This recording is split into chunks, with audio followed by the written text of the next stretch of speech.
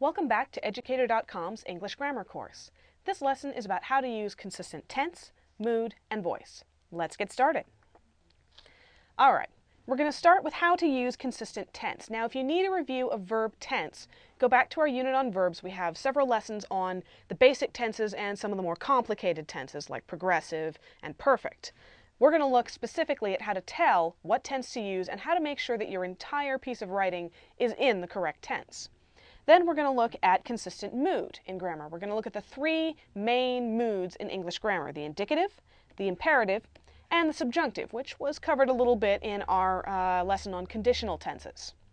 And finally, we're going to look at consistent voice, when to use the active voice and when to use the passive voice. Believe it or not, Microsoft Grammar Check is very often wrong. There are cases where you should use the passive voice, but not as many as you think. All right, consistent tense.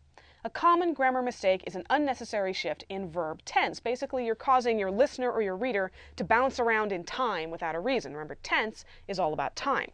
Now, this happens a lot of the time in speech because we get really involved in telling a story. And we shift from the past tense, where we're talking about what happened, to the present tense, so we've got that you are there effect. And it sounds really cool when we talk and looks really stupid when we write it down.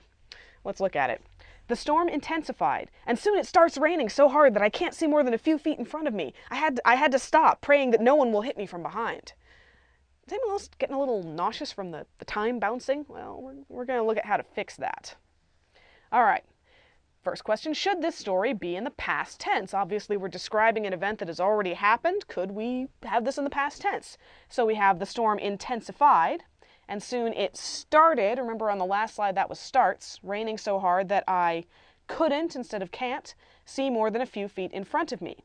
I had to stop, praying that no one would, instead of will, hit me from behind. Now, perfectly legitimate. You're describing a whole bunch of events in the past, and now they're all in past tense. Much less nauseating, no bouncing around in time now.